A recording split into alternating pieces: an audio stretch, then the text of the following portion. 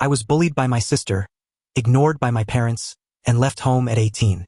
Years later, they contacted me for financial help for my sister. For years, my parents disregarded my elder sister Olivia's harsh bullying, so I moved out at the age of 18. 6 years later, they wanted us to reconcile and contacted me with some awful news. But their plan backfired.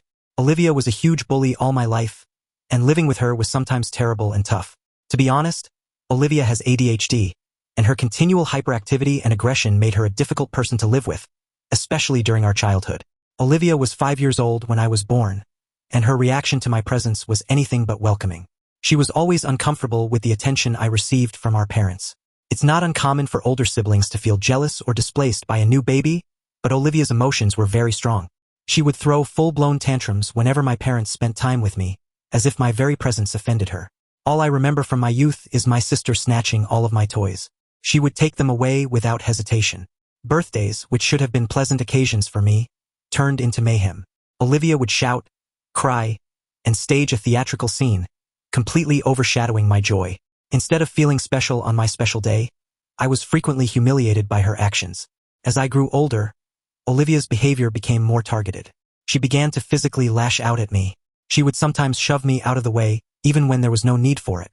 Other times, she would bite me, intentionally painful and malicious. It was evident that her dislike for me was more than just a phase.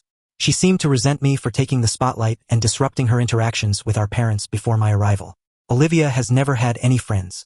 My parents would plan playdates in an attempt to make her feel included, but those, which should have been fun times, evolved into stressful, uncomfortable experiences. I had to continually mediate or apologize for her actions. Over the years, I couldn't help but harbor tremendous anger toward my sister. I couldn't understand why she didn't behave like other people or why she couldn't manage her emotions. She also didn't seem to like me much and would frequently pick conflicts with me. Living with her was confusing and upsetting. I wished for a sister who would protect me, not one who continuously tortured me or made me feel unwanted. What made things worse was my parents' lack of concern for me. They adored Olivia, and it seemed like they were completely unaware of how her bullying was impacting me. Every time I tried to express my emotions or explain how much her behavior upset me, they dismissed it.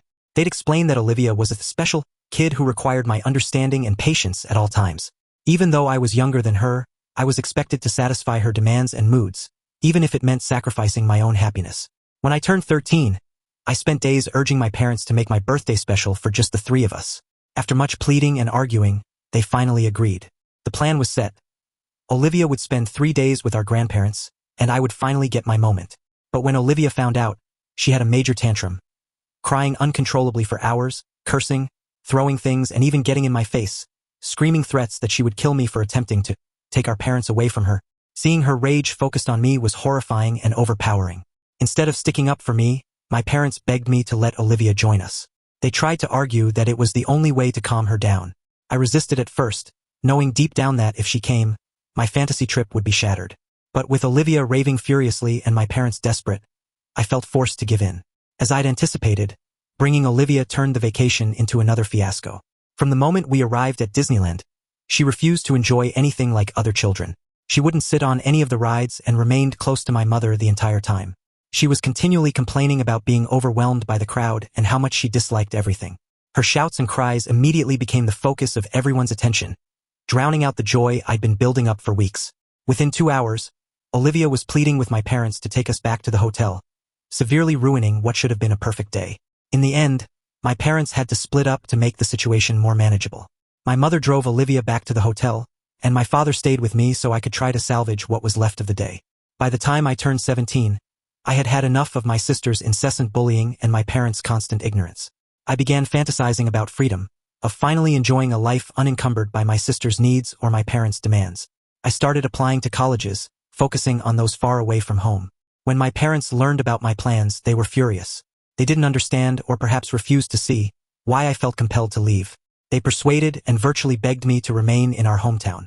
They argued that Olivia needed me, that I was her sibling, and that it was my job to be there for her. But I stood my ground, emphasizing that I didn't care about Olivia and would continue to apply to remote institutions regardless of how they felt. That's when my parents revealed the actual reason they wanted me to stay: their retirement plan. They intended to travel and enjoy their life while expecting me to bear full responsibility for Olivia. I refused. My grandparents, who had always been supportive, came to my aid. They offered me a place to stay and even helped me pack. My parents, in turn, threatened to cut me off financially.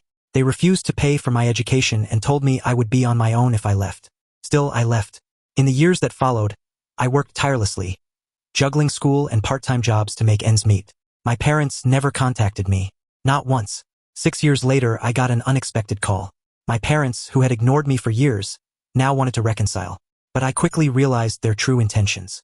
Olivia had recently been arrested for harassing neighborhood children. They needed help paying for her legal fees.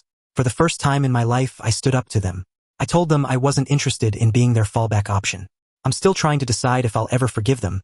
But for now, I'm living my life on my terms.